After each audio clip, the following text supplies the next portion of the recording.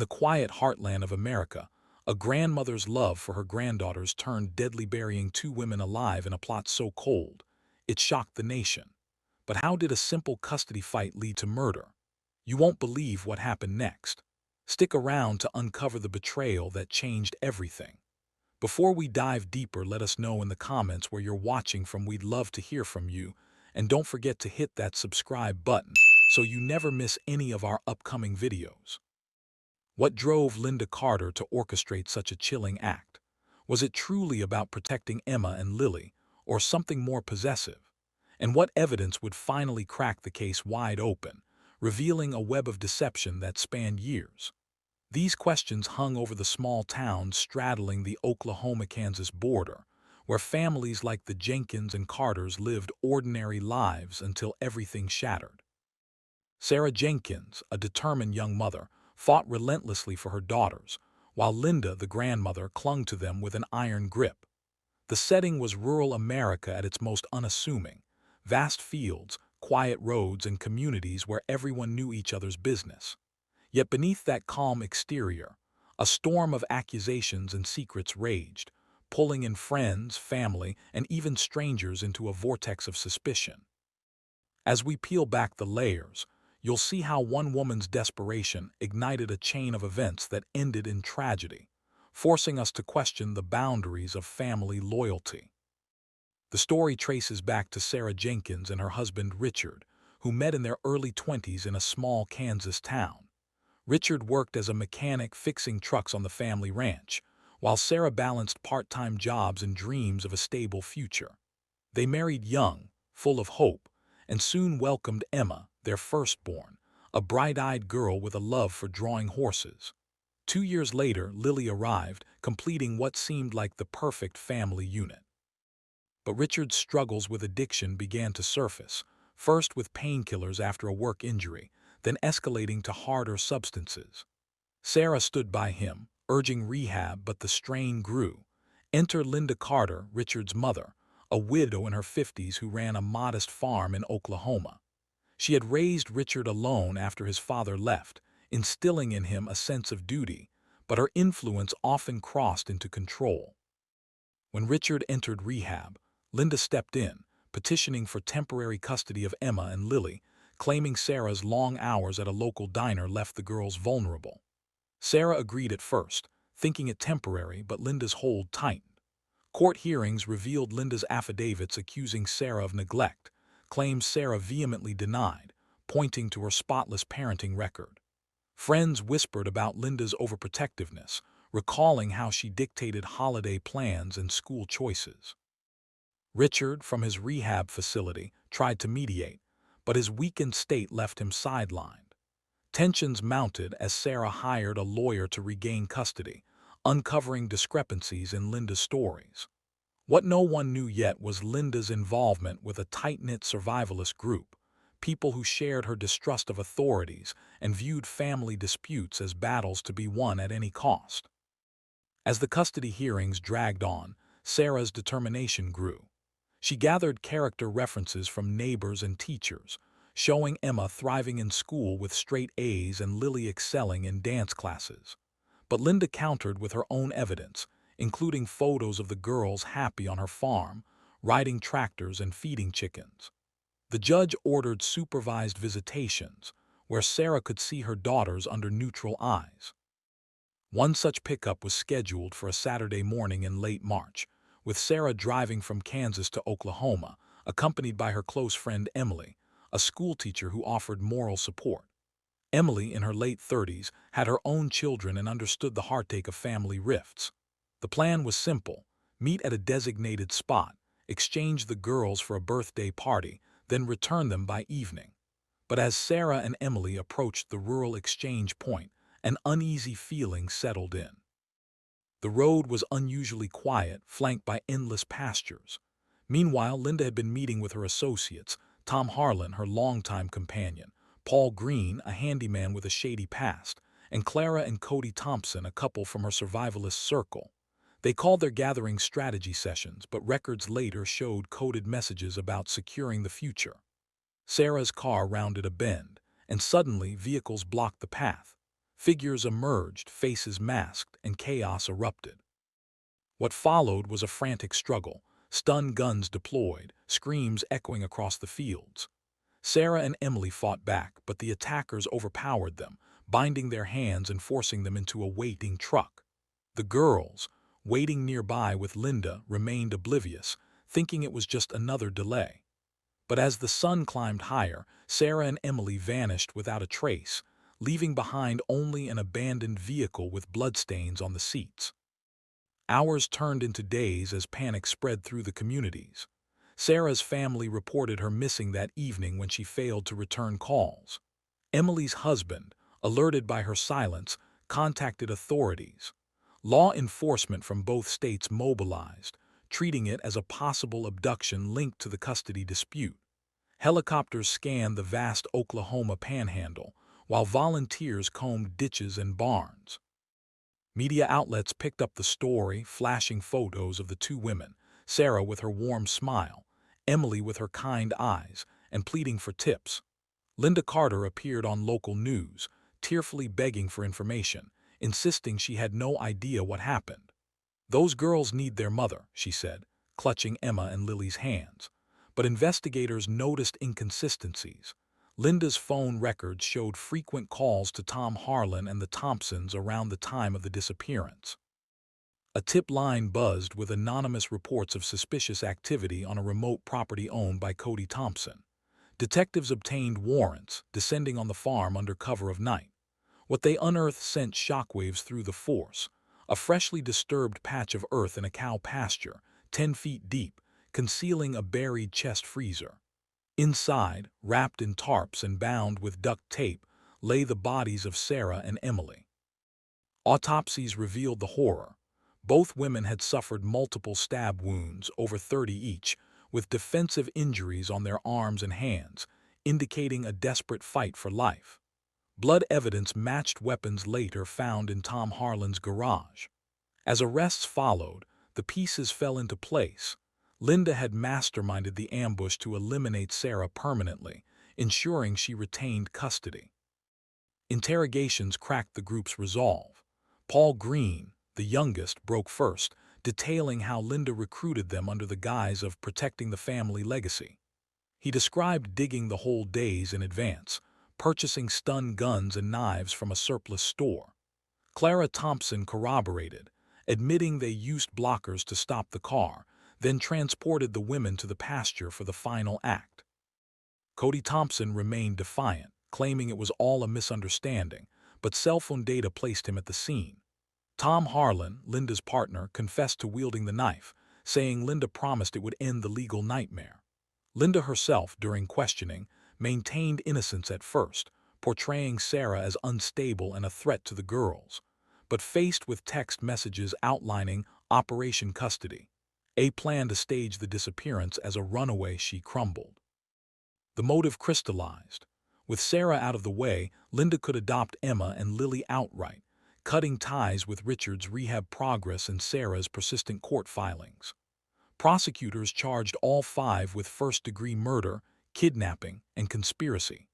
The survivalist group's anti-government leanings added another layer, with evidence of stockpiled weapons and manifestos railing against family courts.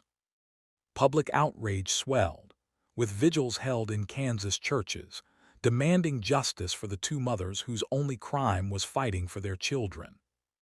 The trials unfolded like a legal thriller, packed courtrooms in Oklahoma City buzzing with anticipation. Linda Carter took the stand, her voice steady as she recounted raising Richard through hardships, implying Sarah's influence led to his downfall. But cross-examination exposed lies, forged documents claiming Sarah abused the girls, witness tampering attempts. Richard, testifying from rehab, delivered a bombshell. He revealed Linda's history of manipulation, including pressuring him to relinquish parental rights. She wanted those girls as her own, he said, his words hanging heavy. Juries deliberated, convicting Clara Thompson first in a no-contest plea to lesser charges, sentencing her to decades behind bars. Paul Greene followed, turning state's evidence for a reduced term. Cody and Tom faced life sentences, their appeals pending. Linda's verdict came last, guilty on all counts, her composed facade shattering as handcuffs clicked. The judge's gavel sealed it, life without parole. Yet questions lingered. Had the system failed earlier by granting Linda temporary custody? Emma and Lily, now with Sarah's relatives, began healing through counseling, their innocence scarred but resilient. In the years since, the case echoed through legal reforms, prompting stricter oversight in grandparent custody battles. Richard completed rehab, vowing to honor Sarah's memory by advocating for addiction support. Emily's family established a scholarship in her name for teachers aiding troubled kids.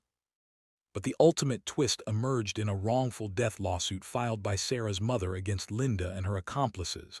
Uncovering hidden assets, Linda stashed to fund her defense, proof of premeditation stretching back months. Settlements brought some closure, but the pain endured. This saga forces us to confront how love can warp into obsession, how courts become battlegrounds, and how ordinary people harbor extraordinary darkness. Could warning signs have been caught sooner? What does it reveal about the fragility of trust in our families? Share your thoughts in the comments. What do you think was the real turning point here? And if this gripped you, our next story on a hidden conspiracy will leave you stunned. Hit like if justice mattered, subscribe for more real-life twists, and turn on notifications to catch every reveal.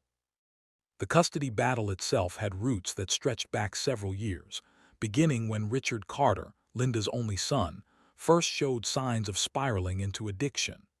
Richard had always been close to his mother, relying on her advice through every major life decision, including his marriage to Sarah. Sarah came from a hardworking Kansas family, the kind that valued steady jobs and close-knit support. She worked double shifts to keep the household running while Richard battled his demons, attending meetings and checking into facilities when the painkillers turned into something harder to control. Linda watched from across the state line, growing increasingly vocal about Sarah's supposed shortcomings. She told anyone who would listen that Sarah was too young, too stressed, too focused on her own career to give Emma and Lily the attention they deserved. Emma, at 8, was already showing a quiet intelligence, excelling in reading and asking endless questions about the world. Lily, 6, had a gentle nature, always drawing pictures of her family together under sunny skies. To outsiders, the girls appeared happy and well cared for, but Linda's complaints painted a different picture, one of instability and neglect. She filed her first motion for temporary guardianship shortly after Richard's second rehab stint, arguing that the girls needed a stable rural environment away from the chaos of Sarah's long work hours. Sarah fought back immediately, hearing an attorney and gathering statements from teachers, neighbors, and even Richard's counselor, all attesting to her devotion as a mother.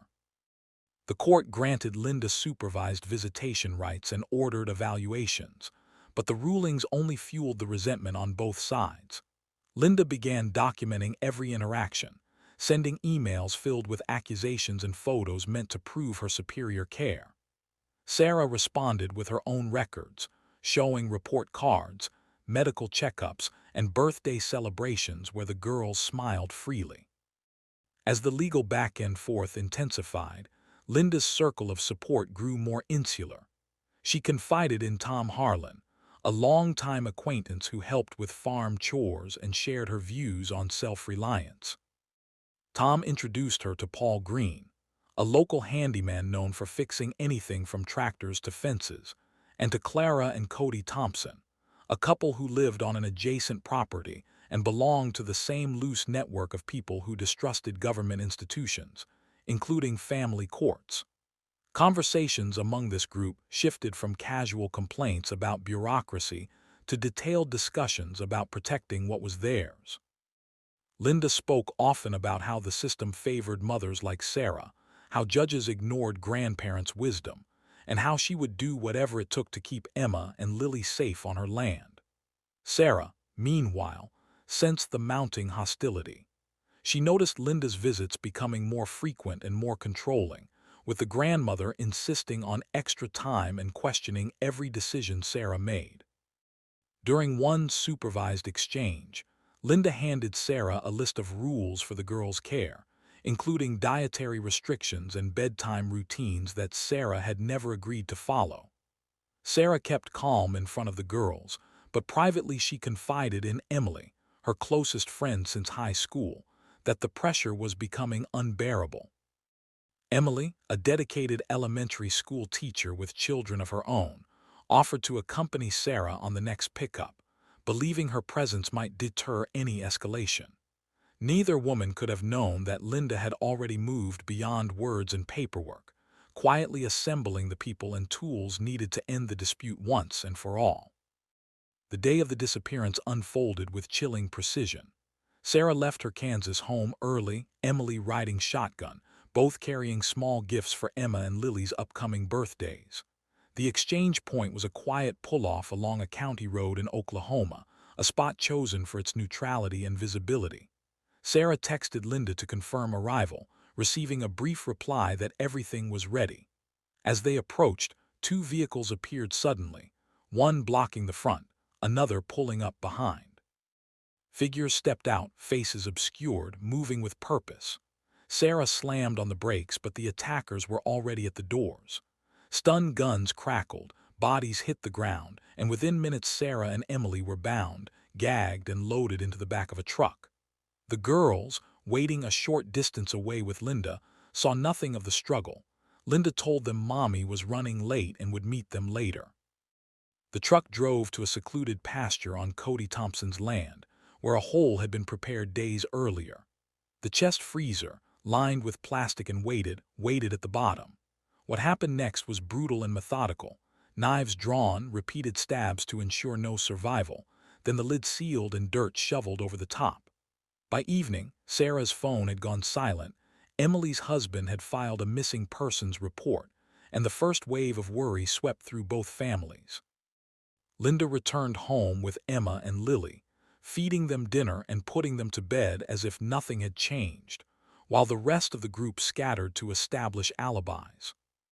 The investigation began swiftly once Sarah and Emily were officially reported missing. Detectives from Oklahoma and Kansas coordinated, reviewing the ongoing custody case as the obvious motive. They interviewed Linda first, who appeared distraught, clutching photos of the granddaughters and insisting she had no knowledge of any foul play. She described the pickup as routine until Sarah simply failed to show. But small inconsistencies emerged almost immediately. Linda's phone had been active in the area of the exchange point at the exact time of the abduction, and call logs showed repeated contacts with Tom Harlan, Paul Greene, and the Thompsons. A search warrant for Linda's property turned up stun gun packaging in the trash and a receipt for heavy-duty tarps purchased 2 weeks earlier. Tip lines lit up with anonymous calls pointing to the Thompson farm. When officers arrived there under cover of darkness, they found disturbed soil in the pasture matching the description from a teepster. Excavation revealed the freezer, its contents confirming the worst fears. Autopsies showed defensive wounds on both women's hands and arms, evidence of a fierce struggle, and the number of stab wounds suggested rage or determination to leave no chance of escape. Blood traces matched knives recovered from Tom Harlan's shed, and soil samples linked the site directly to the abduction location.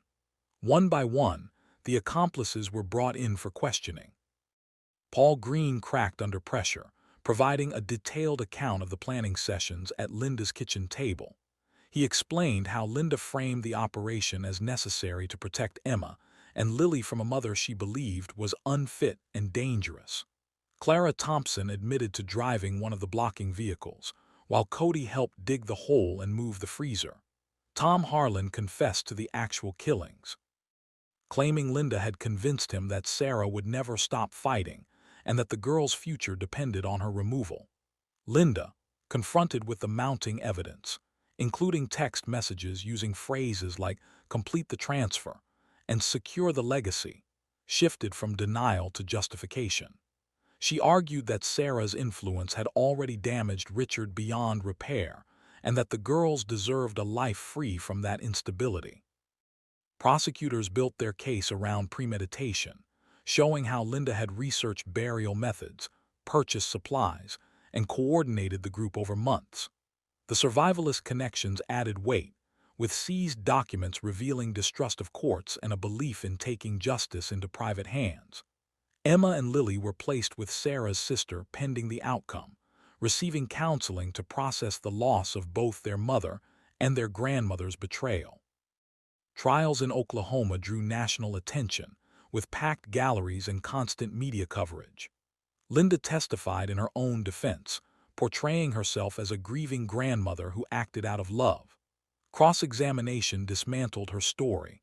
Witnesses recounted her threats against Sarah, forged affidavits were exposed, and Richard, now sober and devastated, took the stand to describe years of manipulation by his mother. Juries returned guilty verdicts on murder, kidnapping, and conspiracy charges for all involved. Linda received life without parole, as did Tom and Cody. Clara and Paul received lengthy sentences in exchange for cooperation. Appeals followed, but the convictions held. In the aftermath, Emma and Lily grew up surrounded by Sarah's extended family, carrying memories of their mother through stories and photos. Richard dedicated himself to recovery and advocacy, speaking publicly about addiction's toll on families. The case prompted reviews of grandparent custody laws in several states, emphasizing better vetting and safeguards against escalation. Yet the core question remains: how does fierce love cross into lethal obsession?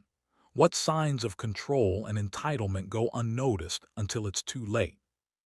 This tragedy reminds us that the people closest to us can harbor the deepest capacity for harm when boundaries dissolve.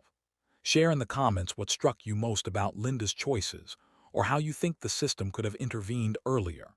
If this story held your attention, the next one uncovers an even more layered family deception that will challenge everything you believe about loyalty.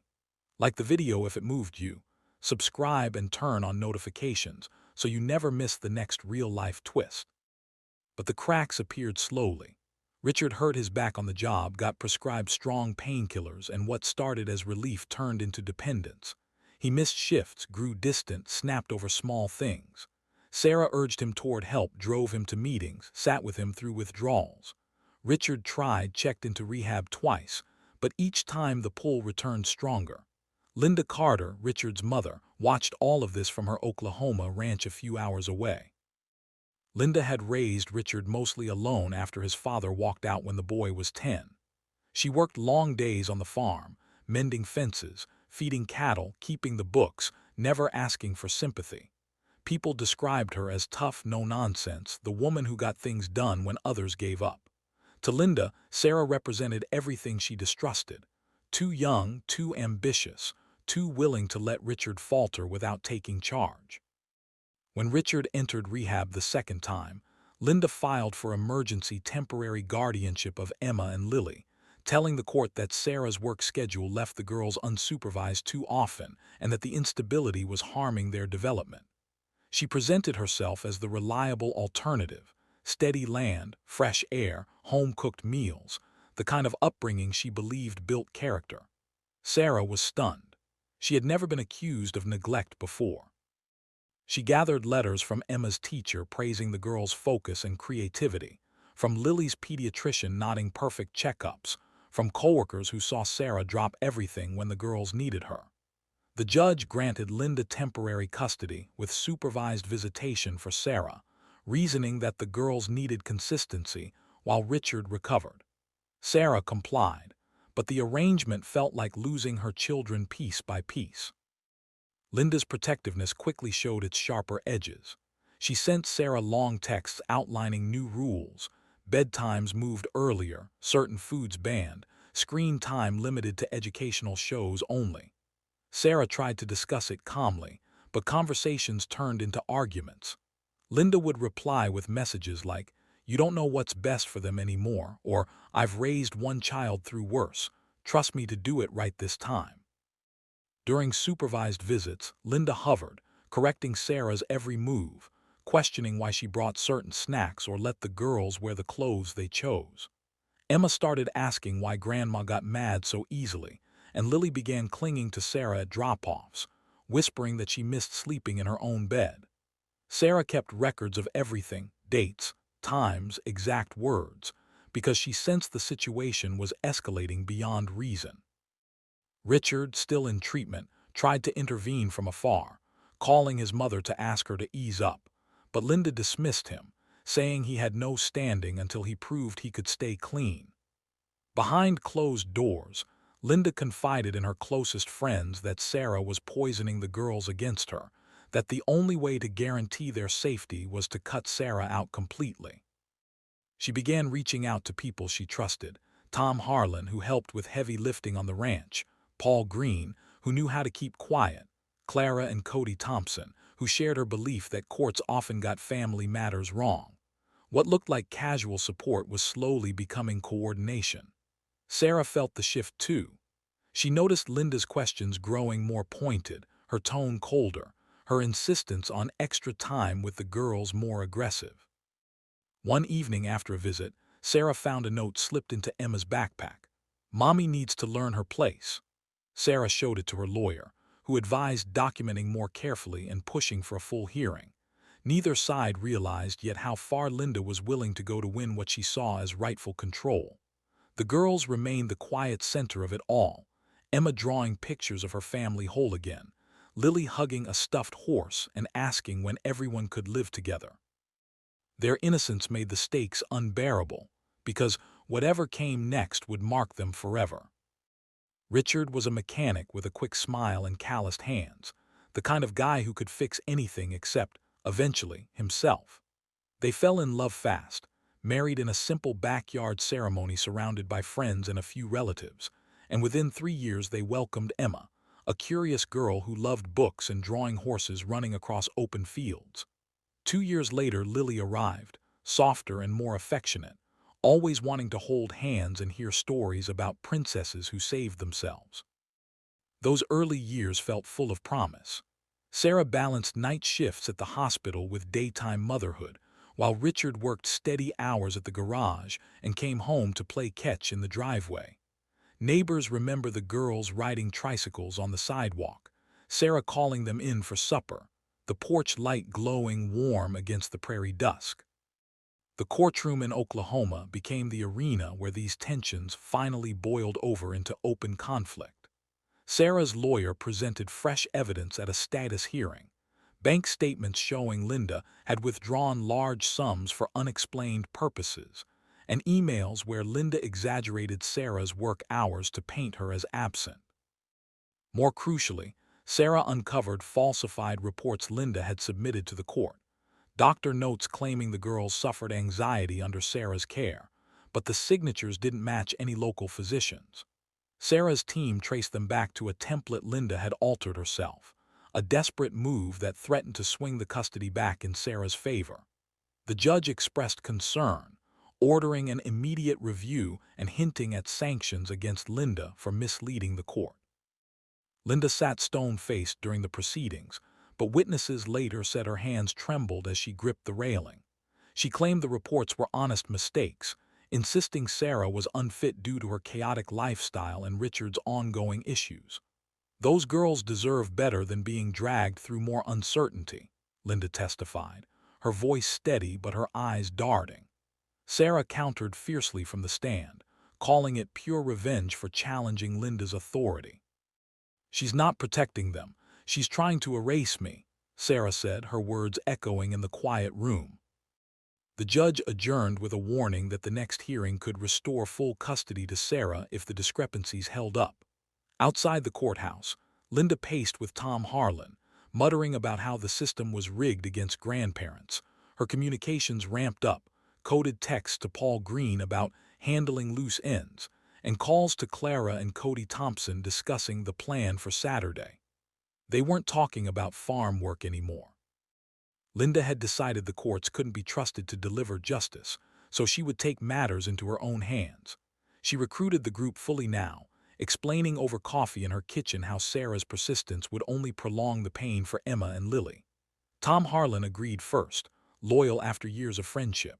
Paul Greene nodded along, drawn in by promises of helping a good cause. Clara and Cody Thompson, with their distrust of authorities, saw it as standing up for family rights. They laid out the setup: target the next supervised visitation, a routine exchange on a quiet county road. Linda would bring the girls to the drop-off point, but Sarah would never make it back. Supplies were gathered quietly: stun guns bought at a distant surplus store, knives sharpened in Cody's shed, a chest freezer dragged from storage and prepared with liners. The group practiced the timing: block the road with 2 vehicles, strike fast, transport to the secluded pasture on Cody's land where a deep hole waited. No loose ends, no witnesses. Saturday dawned clear and cool. Sarah kissed her sister goodbye, climbed into her car with Emily beside her for support. Emily, ever the optimistic friend, chatted about plans for the girls' birthday party, unaware this drive would be their last. As they neared the exchange point, the road curved through open fields, the horizon empty except for distant cattle. Suddenly, a truck pulled across the lane ahead, another vehicle boxing them from behind. Doors flew open, figures rushed out: Tom Harlan leading with stun gun raised, Paul Greene flanking, Clara Thompson grabbing for the wheel. Sarah screamed, fumbling for her phone, but the electric jolt hit her first, her body convulsing as she slumped.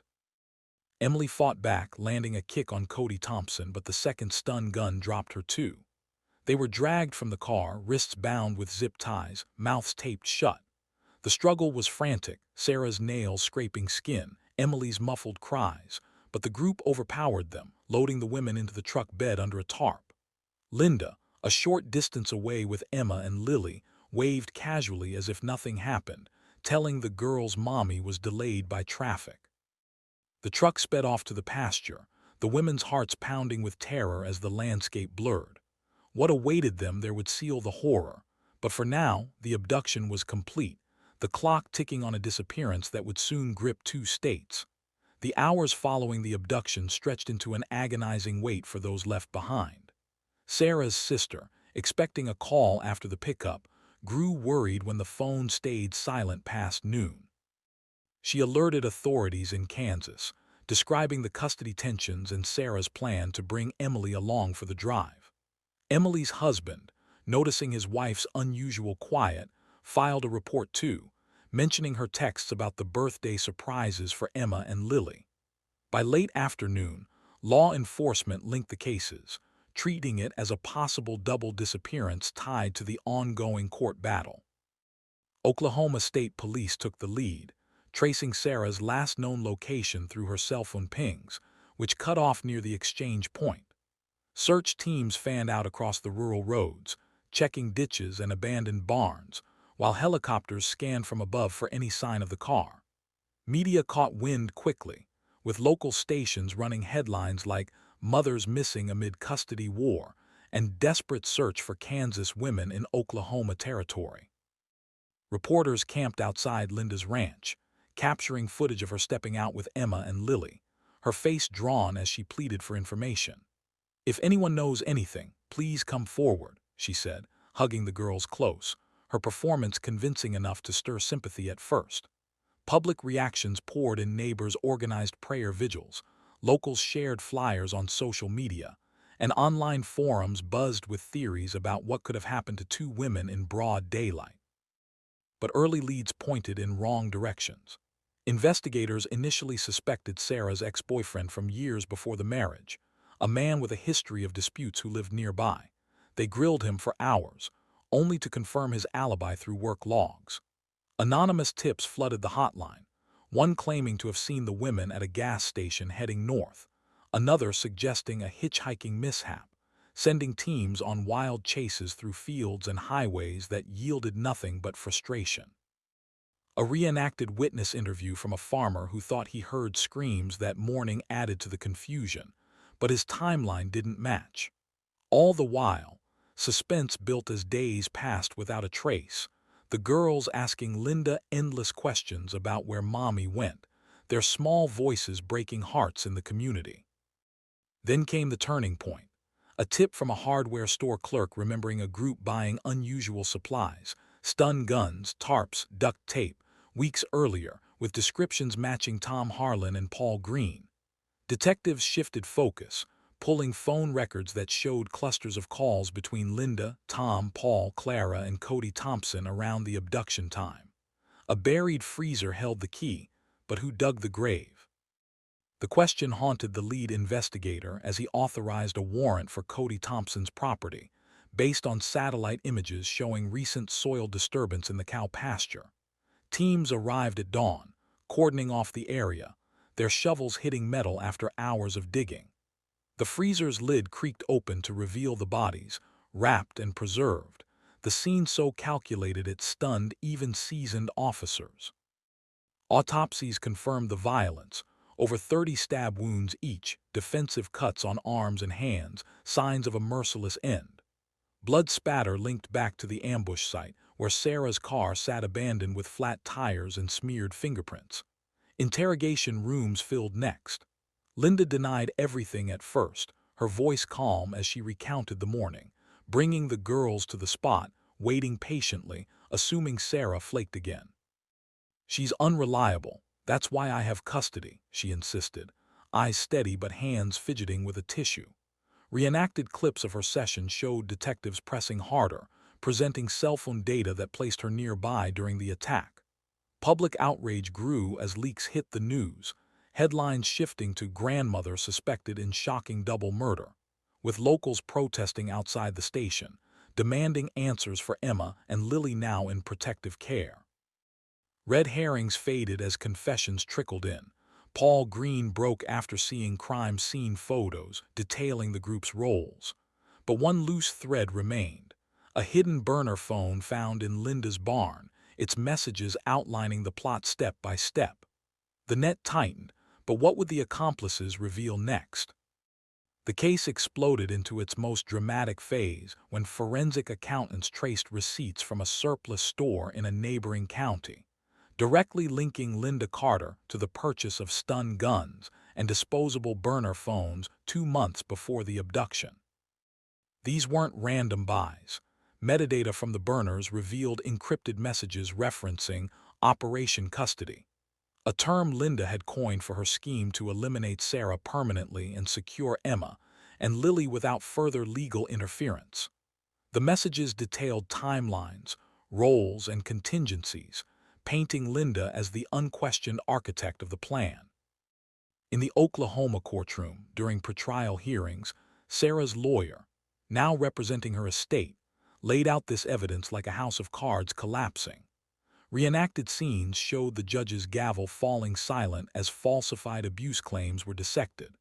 Those doctor notes Linda submitted earlier, proven to be forgeries through expert handwriting analysis, exposed her pattern of deception from the custody battle's start.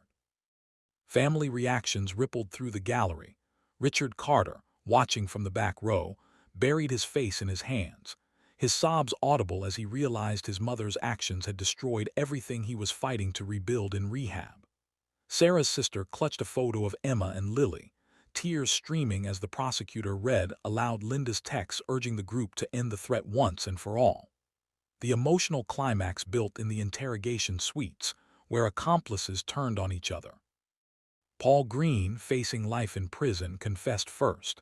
Linda called the shots. She said Sarah would never stop, that losing the girls would kill her. Clara Thompson followed, describing Linda's kitchen meetings where she framed the murders as a necessary sacrifice for the children's future. Tom Harlan admitted wielding the knife, but insisted Linda's fear of losing custody drove every decision, her obsession turning love into a deadly grip.